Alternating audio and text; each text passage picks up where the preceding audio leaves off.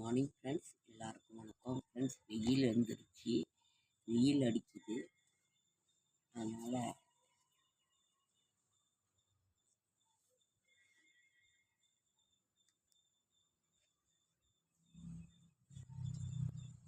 வெயில் வந்துருச்சு. Good morning friends, எல்லாருக்கும் வணக்கம். இன்னைக்கு ஞாயிற்றுக்கிழமை சதுர்தசி திதி.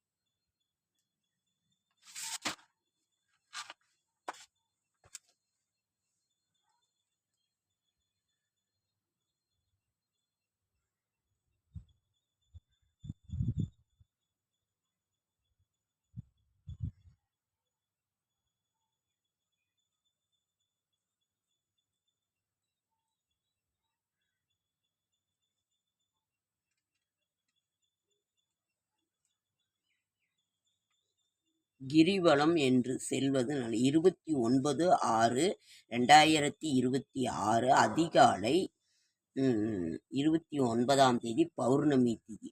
அதிகாலை 4:22 முதல் 30/6/2026 அதிகாலை 6:11 வரையில் 29, அதாவது திங்கட்கிழமை பௌர்ணமி திதி அன்னைக்கு ரோகிணி நட்சத்திரம். மறுபடியும் சொல்கிறேன், கிரிவலம் செல்ல 29/6/2026 திங்கட்கிழமை அதிகாலை 4:22 மணி முதல் 30/6/2026 காலை 6:11 வரை. இது இந்த அமாவாசை திதி இருக்குது. இது பௌர்ணமி. கிரிவலம் செய்வது நல்லது. இப்பெல்லாம் வருஷம் 365 நாளுமே கிரிவலம் செல்கிறார்கள். அதனால் ஒன்றும் தப்பில்லை. உங்களால் எப்போ முடியுதோ, அதுக்கு ஒரு நாள் நேரம் நட்சத்திரமே கிடையாது கிரிவலம் செய்யலாம். அதனால் எப்போவுமே செய்கிறாங்க. நீங்கள் உங்களுக்கு எப்போ முடியுதோ அப்போ போய் செய்யலாம், பகல் இரவு. ஆனால் பத்திரமா போங்க, ஜாக்கிரதையாக இருங்க. ஆண் பெண் யாராக இருந்தாலும் சரி.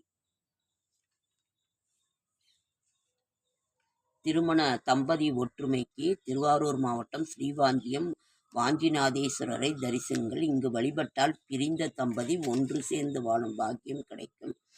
அப்படி இல்லைன்னாலும் நீங்கள் எத்தனையோ பதவிகள் இருக்க, தனக்கு மட்டும் உயிரை பறிக்கும் யம பதவியை சிவபெருமான் கொடுத்துள்ளாரே என வருந்தினார் யமதர்ம ராஜா. ஸ்ரீவாஞ்சியத்தில் தவம் இருந்தால் சிவனருள் உன் வருத்தத்தை தீரும் என அசரீரி ஒலித்தது. தவமிருந்த அவருக்கு மாசி மாத பரணி நட்சத்திரத்தன்று காட்சியளித்து, வருங்காலத்தில் ஒருவர் உயிரின் போவதற்கு நோய், முதுமை, விபத்து என காரணம் சொல்வார்களே தவிர உன்னை பழிக்க மாட்டார்கள், பாவமும் சேராது. இங்கு வருபவர்கள் உன்னை முதலில் தரிசிப்பர் என வரமளித்தார் சிவபெருமான். கைகளில் பாசக்கயிறு, கதாயுதம், சூளமேந்தி இடக்காலை மடித்து அமர்ந்தபடி இருக்க அவர் அருகில் சித்திரகுப்தன் உள்ளார். யமதர்மனுக்கு வடைமாலையும் ஆயுள் ஹோமமும் நடத்துகின்றனர். மூலவரான வாஞ்சிநாதனுக்கு சிவபெருமானுக்கு சுயம்பு மூர்த்தியாக அருள்பாலிக்கிறார். ஸ்ரீவாஞ்சியத்தை பற்றி நான் சொல்றது. இங்குள்ள 110 அடி உயரம் கொண்ட ராஜகோபுரத்தை கட்டியவர் ராஜேந்திர சோழன். இத்தலத்திற்கு சென்றால் 100 முறை காசிக்கு சென்ற புண்ணியம் கிடைக்கும். இங்கு குப்த கங்கையில் கார்த்திகை மாத ஞாயிறன்று நீராடினால் பாவம் தீரும். 100 முறை காசிக்கு சென்ற புண்ணியம் கிடைக்கும் இங்கு சென்றால். அது என்ன? ஸ்ரீவாஞ்சியம். மாசி மாத திருவிழாவில் 2ஆம் நாளில் மற்றும் வாஞ்சிநாதேஸ்வரர் யமதர்மனை ஒரு சேர தரிசிக்கலாம். ஒரு சமயத்தில் மகாவிஷ்ணுவை விட்டு மகாலட்சுமி பிரிந்திருந்தால் பூலோகம் மகாவிஷ்ணு இங்கு சிவபெருமானை வழிபட பின்னர் மனைவியுடன் சேர்ந்தார். பைரவர், வெண்ணெய் விநாயகர், முருகன், சனீஸ்வரர், ராகுகேதுக்கு சன்னதிகள் உள்ளன. இக்கிரகணத்தின் போது மூலவருக்கு கிரகண அபிஷேகம் தினமும் திருவாஞ்சியம் என 3 முறை சொன்னாலே பாவம் தீரும். தினமும் 3 முறை ஸ்ரீவாஞ்சியம் ஸ்ரீவாஞ்சியம் ஸ்ரீவாஞ்சியம் என்று சொன்னாலே பாவம் தீரும். எப்படி செல்வது? திருவாரூரிலிருந்து 15 கிலோமீட்டர், கும்பகோணத்திலிருந்து 35 கிலோமீட்டர். விசேஷ நாள் ஆடிப்பூரம், கார்த்திகை ஞாயிறு, மாசி மகம், மகா சிவராத்திரி. நேரம் காலை 6 மணியிலிருந்து 12 வரை, மதியானம் 3 மணி முறை 8 மணி வரை. தொடர்புக்கும் நம்பர் இருக்குது. அருகிலுள்ள கோயில் திருவாரூர் தியாகராஜர். நேரம் காலை 6 மணி முதல் 12, மாலை 4 to 9. தொடர்புக்கு ஸ்ரீவாஞ்சியத்துக்கு 9442403926. அடுத்தது 043662913007. இது ஸ்ரீவாஞ்சியத்துக்கு. அதே மாதிரி திருவாரூர் தியாகராஜருக்கு தொடர்பு கொள்ள வேண்டிய இது 9443543302. அதற்கு இன்னொன்று 004366242343. இது திருவாரூருக்கு. நீண்ட ஆயுளுக்கு அறவயிறு உணவும் தினமும் 2 லிட்டர் தண்ணீரும் அவசியம். அதனால் இந்த கோவிலை பற்றி நாம் சொல்லவே வேணாம். இவ்வளோ ஒரு நல்ல ஒரு இது இருக்குது. அதாவது அளவோடு சாப்பிடுங்க, அளவுக்கு மிஞ்சி சாப்பிடாதுங்க. பச்சை நிறமே பச்சை நிறமே. குபேரருக்குரிய திசை வடக்கு. தொழில் வியாபார இடங்களிலும் வீட்டிலும் பணப்பட்டியிலும் வடக்கு நோக்கி வைத்தால் லாபம் வரும். லட்சுமி குபேரர் இவரது மடியில் கீரி இருக்கும். இது விஷ சந்துக்களான பாம்பு தேலை விரட்டும் தன்மை கொண்டது.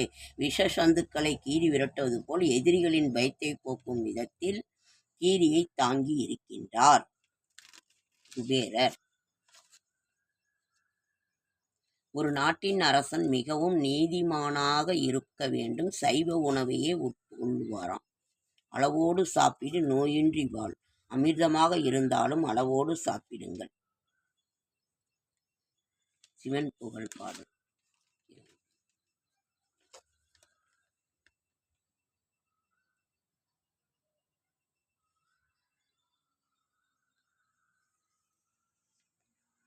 அதாவது ஒரு நாட்டின் அரசன் மிகவும் நீதிமானாக இருக்க வேண்டும். சைவ உணவையுமே உட்கொள்வான். அவனை எப்படியாவது அசைவம் அமைத்து சாப்பிட வைக்க வேண்டும் என்று ஆசைப்பட்டான் அரண்மனை சமையல்காரன். சமையலில் கெட்டிக்காரனான அவன் ஒரு பறவையை சமைத்து சைவ உணவுடன் கலந்து பரிமாறினான். அரசனும் உணவை ரசித்து சாப்பிட்டான். இதுபோல் சுவையான உணவை இனி தினமும் தயாரிக்க வேண்டும் என்று உணவிட்டான். சமையல்காரனும் அதன்படியே செய்தான். இந்த கதையை சொன்னவர் பகவான் ஸ்ரீகிருஷ்ணர், கேட்டவர் கௌரவர்களின் தந்தை திருதராஷ்டிரன். கதையை சொல்லி முடித்த கிருஷ்ணன், திருதராஷ்டிரரே, இப்போது சொல்லும், இது இங்கே சமையல்காரன் குற்றவாளியா ராஜா குற்றவாளியா என்றான்.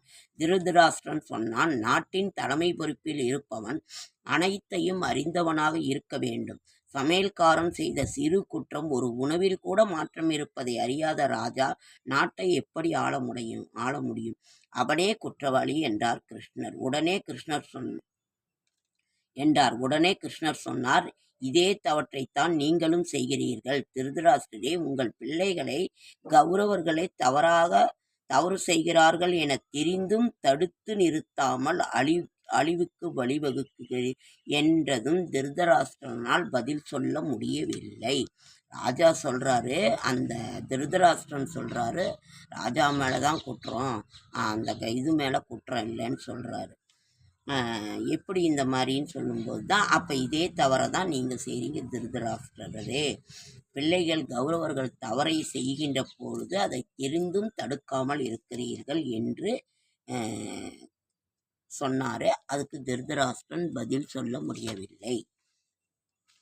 இப்படி நாம் அசைவ உணவை தவிர்ப்பது மிகவும் நல்லது. மனதையும் உடலையும் தூய்மையாக வைத்தால் நோயை தடுக்க முடியும். சித்தர்களின் விளையாட்டு. யூகி முனி சொல்றாரு. ஓகே, நாம நம்மளோட கடமையை செஞ்சாலே போதும். பிறருடைய நன்மைக்கு மன தூய்மை பெறும். உன்னுடைய கடமையை சரியாக செய் என்று விவேகானந்தர் சொல்கின்றார். நல்ல எண்ணத்துடன் இரு. கடவுள் நிச்சயம் துணை இருப்பார். கடவுள் சொர்க்கத்தை படைத்தார், ஆனால் மனிதனோ நரகத்தை படைத்துக் கொண்டான். மற்றவர் மீது வெறுப்பாக இருக்கக்கூடாது. அதுவே உண்மையான ஆன்மீகம். நல்ல குணம் கொண்டவர்கள் வாழும் குடும்பம் கோயிலுக்கு நிகராகும். பெயர், புகழ், பணம் போன்ற ஆசைகளை விடு. கருணையே உயர்வான குணம். குற்றத்தை மன்னிப்பதே மன்னிப்பது மனித குணம், மறப்பது தெய்வ குணம். ஓகேங்க ஃப்ரெண்ட்ஸ், நன்றி. இந்த ஞாயிற்றுக்கிழமை சூரிய பகவானுக்குரிய நாள். சூரிய பகவானை தினமும் வழிபாடு செய்யுங்கள். நான் இதை சொல்கிறதே தான் சொல்கிறேன். ஓகேங்க ஃப்ரெண்ட்ஸ், நன்றி.